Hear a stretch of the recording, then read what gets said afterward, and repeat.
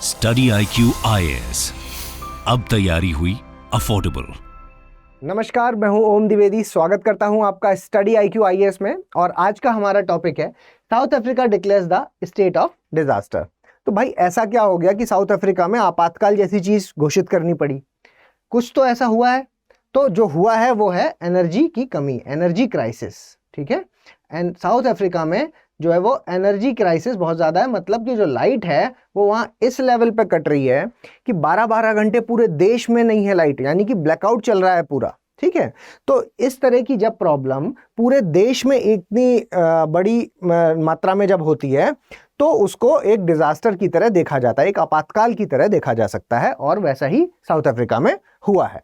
ठीक है, अब सवाल उठता है कि ये तो एक खबर थी जो हमने पढ़ ली, समझ ली और याद भी रखेंगे। ठीक है, हमें इससे क्या लेना देना, क्योंकि ये तो साउथ अफ्रीका की घटना है। ठीक है, एज ए यूपीएससी और स्टेट के जो एस्पिरेंट है वो उसके हिसाब से उसमें क्या क्या देखना है। तो देखिए, इस वीडियो में मैं आपको यही सब बताऊंगा कि हम किस तरह से इसको अपने काम की चीज़ों को लिंक करेंगे। ठीक है, वो सारी चीज़ें हम बीच बीच में देखेंगे। चलिए खबर को देखते हैं। सबसे पहले जो खबर है यहाँ पर आप देख पा रहे हैं कि ये डिक्लेयर करते हुए, ठीक है, सिरिल रामाफोसा यहाँ के प्रेसिडेंट हैं साउथ अफ्रीका के, और उन्होंने state of emergency over energy crisis. ठीक है, और उन्होंने कहा कि हम भयंकर महामारी की, एनर्जी क्राइसिस की चपेट में हैं। ठीक है, तो ये देखिए, और ये सिरिल रामाफोसा हैं, इन्होंने ऐसा कहा। तो ये तो बेसिकली एक न्यूज हो गई। अब देखिए यहां पर एक साल पहले की बात है लगभग, और एक साल पहले एक रिपोर्ट आई थी, 2022 की ये रिपोर्ट है, वर्ल्ड एनर्जी आउटलुक रिपोर्ट। ठीक है, इसने उस वक्त एनर्जी क्राइसिस पर ध्यान दिलवाने की कोशिश की थी, तब भी ध्यान दिलवाने की कोशिश की थी, जो कि आज आपको ध्यान में रखना होगा, क्योंकि एक देश है जिसमें इस तरह की घटना हो चुकी, क्राइसिस मतलब उनको डिजास्टर या आपातकाल घोषित करना पड़ गया। और भारत भी एक अंडर डेवलप्ड कंट्री है ना, इमर्जिंग कह सकते हैं आप, लेकिन अभी भी वो अंडर डेवलप्ड है, डेवलप्ड तो है नहीं। सिमिलरली साउथ अफ्रीका भी।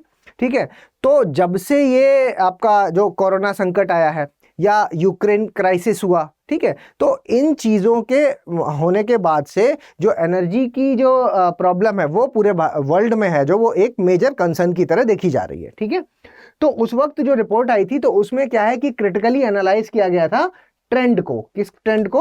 जो डिमांड और सप्लाई का, जो एनर्जी की डिमांड और सप्लाई का ट्रेंड है, ठीक है, उसको क्रिटिकली एनालाइज किया गया था कि भाई डिमांड इतनी ज़्यादा है और सप्लाई कम है, और क्यों कम है, कि क्या क्या रीज़न है। भाई नेचुरल सोर्सेज से भी हम यूज़ करते हैं, हम मैनमेड सोर्सेज भी यूज़ करते हैं, तो जो नेचुरल सोर्सेज हैं वो कम हो रहे हैं, तो क्यों ना हम रिन्यूएबल एनर्जी की तरफ शिफ्ट हो। ये सारी चीज़ें उसमें डिक्लेयर की। ठीक है, अब उसके अलावा जो आपकी रिपोर्ट है वो क्या बताती है, वो 3 तरह के जो क्वेश्चंस हैं उन पर जो है वो एम्फेसिस करती है। क्या है कि देखिए, एक तो आपका क्लीन एनर्जी ट्रांजिशन, मतलब आपको क्लीन एनर्जी की ओर क्या है वो बदलना होगा, चेंज करना होगा, ट्रांजिशन करना होगा। दूसरा है जो आपका वो है कि गवर्नमेंट को है जो वो शेप करना होगा एनर्जी के मार्केट को, कि कितनी जितनी ज़रूरत है उसके हिसाब से गवर्नमेंट को पहले से पूरी तैयारी करनी होगी। और ये जो प्रिपेयर्डनेस है, तो ये एक मेजर स्टेप हो जाता है किसी भी सरकार का, किसी भी देश के लिए, ताकि वो अपने देश के नागरिकों की ज़रूरतें हैं जो उनको पूरा कर सके। ठीक है, उसके अलावा जो पेरिस समिट हुई थी उसमें आपको ये बात पता है कि हमने जो ग्लोबल टेम्परेचर की बात की थी वो 2 डिग्री तक की थी, और उसको कम से कम 1.5 डिग्री तक लेके आएंगे। ठीक है, ये हमारी बात हुई थी। तो जो ये हुई थी यूएन सस्टेनेबल डेवलपमेंट गोल्स के अंतर्गत। अब यूएन सस्टेनेबल डेवलपमेंट गोल मैंने बताया कि किस तरह के क्वेश्चन आ सकते हैं, ये भी देख लीजिए। अगर हम स्टेट की बात करते हैं तो ये पूरी लिस्ट 17 गोल्स की मैं ले आया हूं आपके सामने। डायरेक्ट क्वेश्चन भी देखा गया है कि सीधे सीधे पूछ लेते हैं कि SDG 1 किससे रिलेटेड है, SDG 2 किससे रिलेटेड है। तो यहां पर जो 17 हैं ये सारे याद करने होंगे आपको, 17 के 17 आपको याद होने चाहिए। स्टेट में डायरेक्ट क्वेश्चन पूछा जा सकता है। ठीक है, उसके अलावा जैसे अभी हम किसकी बात कर रहे हैं, अफोर्डेबल एंड क्लीन एनर्जी, है ना, तो SDG 7 से रिलेटेड सारी चर्चा है जो वो हो रही है। ठीक है, क्लाइमेट एक्शन भी इसमें देखिए SDG 13। ठीक, तो इस तरह से लिंक करके आपको याद करना होगा इन चीज़ों को। ठीक है, उसके अलावा जो हमारा नेट जीरो एमिशन, मतलब जो उत्सर्जन है, कार्बन का जो उत्सर्जन है उसको हमें घटाना है, और कब तक उसको जीरो करना है, 2050 तक। ठीक, तो ये जो प्रॉब्लम आ रही है एनर्जी की, ये एक तरह से हमारे टारगेट के लिए क्या है, एक ऑब्स्टिकल का काम कर रहा है। ठीक है, ये एक ऑब्स्टिकल का काम कर रहा है, तो ये एक प्रॉब्लम है। ठीक, तो ये चीज क्या है, वर्ल्ड आउटलुक रिपोर्ट में क्या है, एम्फेसिस की गई थी। ठीक, आगे बढ़ते हैं। देखिए डिजास्टर बेसिकली क्या है। ठीक है, तो डिजास्टर कोई भी ऐसा इवेंट होता है जो कि अनएक्सपेक्टेड टाइम पर आ जाए। ठीक है, तो उसको हम क्या है, डिजास्टर कहते हैं। और उसके लिए एक और इंपॉर्टेंट चीज है कि उसकी वजह से जो डिस्ट्रक्शन है वो बहुत हैवी होना चाहिए। अब इसमें भी किस तरह के होते हैं, एक आपके नेचुरल होते हैं और मैनमेड होते हैं। नेचुरल में आपका ये सारे, आपका अर्थक्वेक हो गया, फॉरेस्ट फायर हो गया, उसके अलावा हरिकेन, सुनामी, ड्रॉट, वोल्केनो, ये सब क्या है, ये सब ये नेचुरल डिजास्टर्स है। ठीक है, जो नेचर के कारण होते हैं, जिसमें हम और आप कुछ नहीं कर सकते, लेकिन उसमें एक तरह से हम सहभागी जरूर हो जाते हैं, क्योंकि हम उसको क्या प्रोवोक करते हैं, पेड़ काट रहे हैं। ठीक है, पेड़ काटने से ये क्या है, पूरी एक साइकिल है जो पूरी एक दूसरे से जुड़ी हुई है। ठीक है, तो हम क्या प्रोवोक करते हैं चीज़ों को, जिसकी वजह से जो अर्थ है उसके अंदर एक्टिविटीज़ हैं जो वो अलग हो जाती है, तो जिसकी वजह से ये सब चीज़ें होती हैं।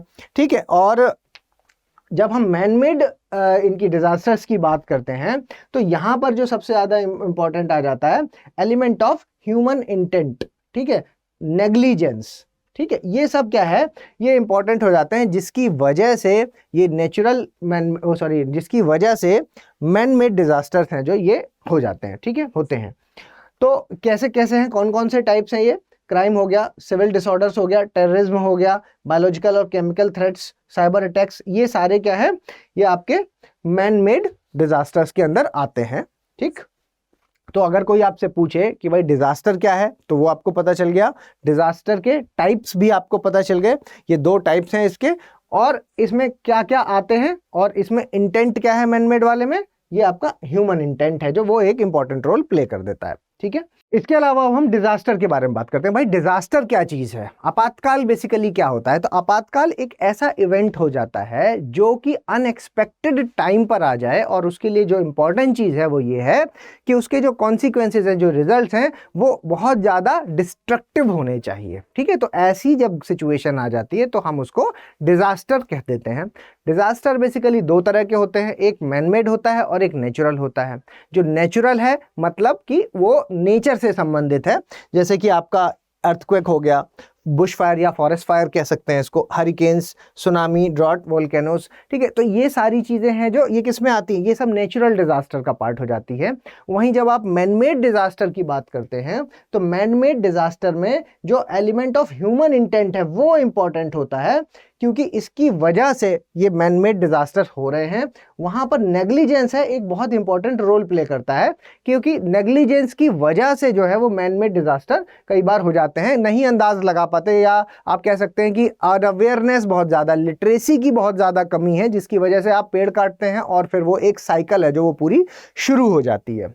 ठीक है, तो इसमें और भी चीज़ें शामिल हैं, जैसे कि आपका फायर्स हो गया, एक्सीडेंट्स हो गया, बायोलॉजिकल डिजास्टर, आपका टेरर अटैक्स, न्यूक्लियर डिजास्टर्स, उसके बाद केमिकल डिजास्टर्स। ठीक है, तो ये सारी चीज़ें हैं, टेररिज्म वगैरह, इवन साइबर अटैक्स है जो, ये सब भी इसमें आ जाता है।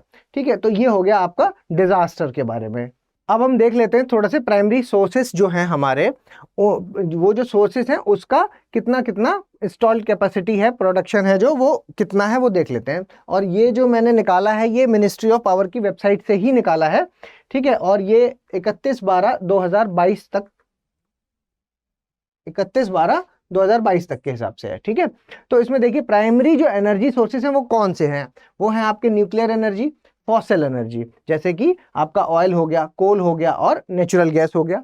इसके अलावा जो रिन्यूएबल सोर्सेस का मतलब which can be renewed again and again, जिसको आप बार बार सतत यूज कर सकते हैं, जैसे कि विंड हो गया, सोलर हो गया, जियोथर्मल और हाइड्रो पावर। ठीक है, तो ये है। अब इसके अलावा आप इसकी एक बार ये देख लीजिए कि कितना कितना है।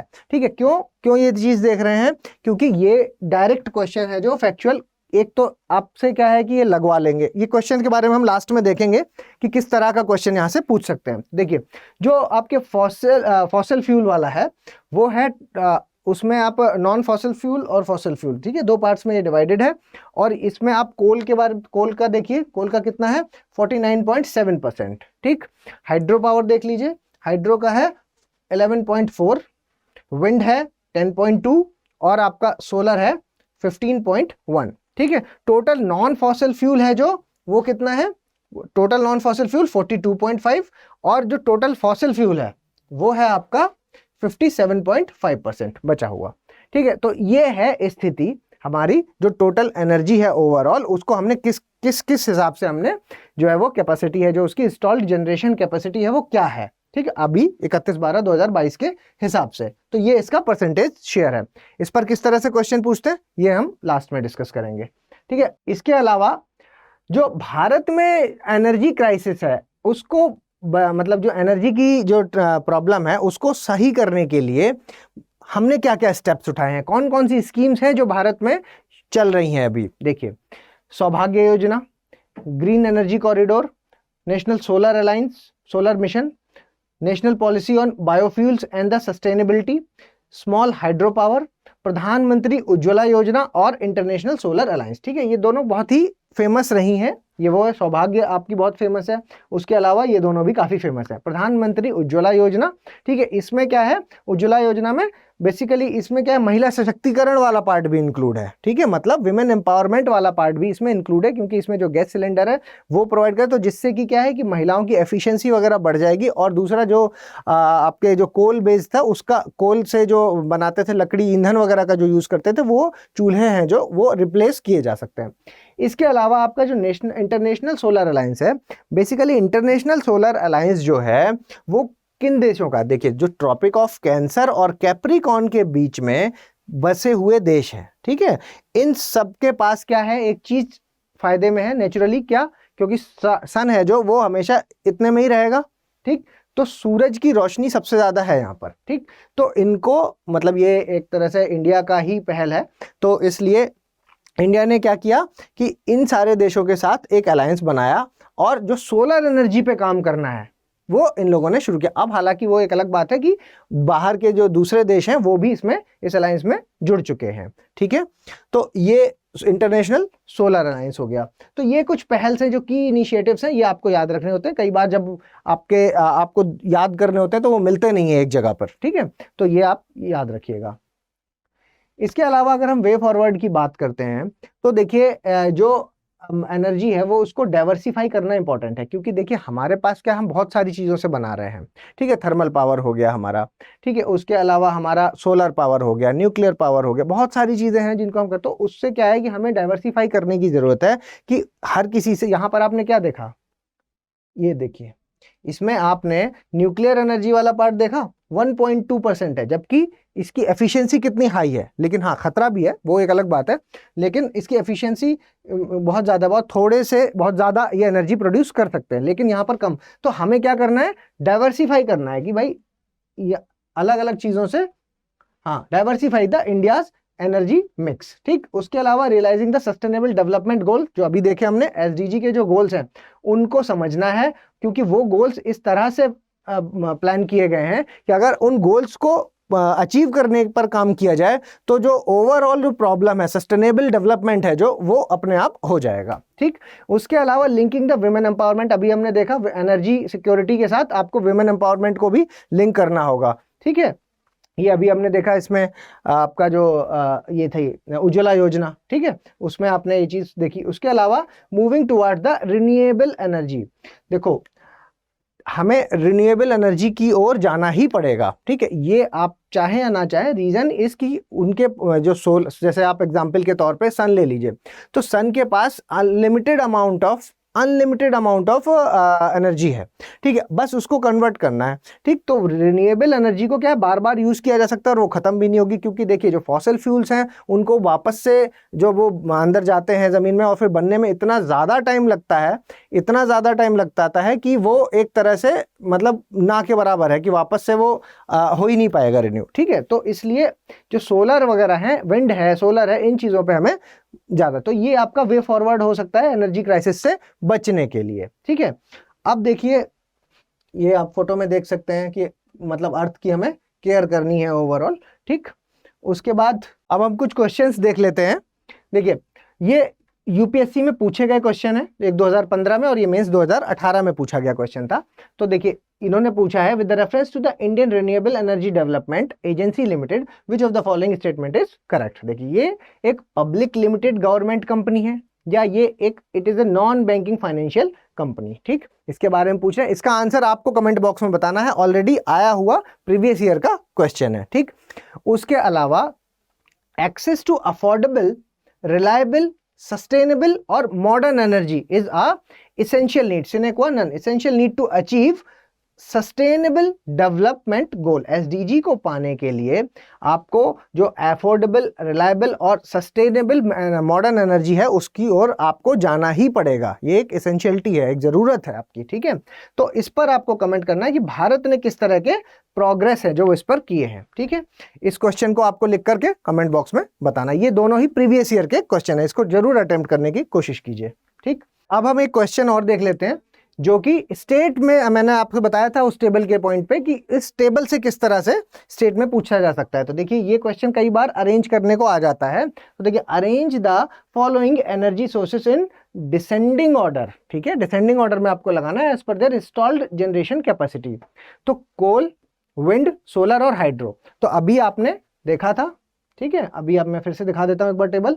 तो मैं इस टेबल की बात कर रहा हूं। तो इस टेबल से जनरली जो क्वेश्चन है वो अरेंज करवाने का आ सकता है। वो पूछ सकते हैं डायरेक्टली कि आपको एनर्जी सोर्स के हिसाब से इनकी जो इंस्टॉल्ड कैपेसिटी है उसको परसेंटेज वाइज अरेंज कीजिए। ठीक है, तो वो मैंने वहां पर परसेंटेज वाइज नहीं लिखा, लेकिन question is all about percentage wise. ठीक है, तो आप देखिए, कोल की कितनी है 49.7, हाइड्रो की 11.4, विंड की 10.2 और सोलर की 15.1। ठीक है, तो आंसर क्या हो जाएगा आपका? आंसर हो जाएगा आपका सी। ठीक है, 1, फिर 3 सोलर, फिर उसके बाद हाइड्रो और फिर विंड। ठीक है, तो ये आपका आंसर हो गया। तो ये था हमारे आज के सेशन के बारे में। आप मुझे अगर कुछ सजेशन देना चाहें तो प्लीज कमेंट बॉक्स पे कमेंट कर सकते हैं। उसके अलावा om.narayan@studiiq.com पे आप मुझे मेल भी कर सकते हैं। टेलीग्राम और इंस्टाग्राम पे मुझे फॉलो करने के लिए इन आईडीज पर आप मुझे फॉलो कर सकते हैं। और अगर आपको ये सेशन अच्छा लगा हो तो प्लीज लाइक, शेयर और सब्सक्राइब जरूर कीजिएगा। जल्दी मिलेंगे अगले किसी टॉपिक के साथ, तब तक के लिए धन्यवाद। स्टडी IQ IAS, अब तैयारी हुई अफोर्डेबल।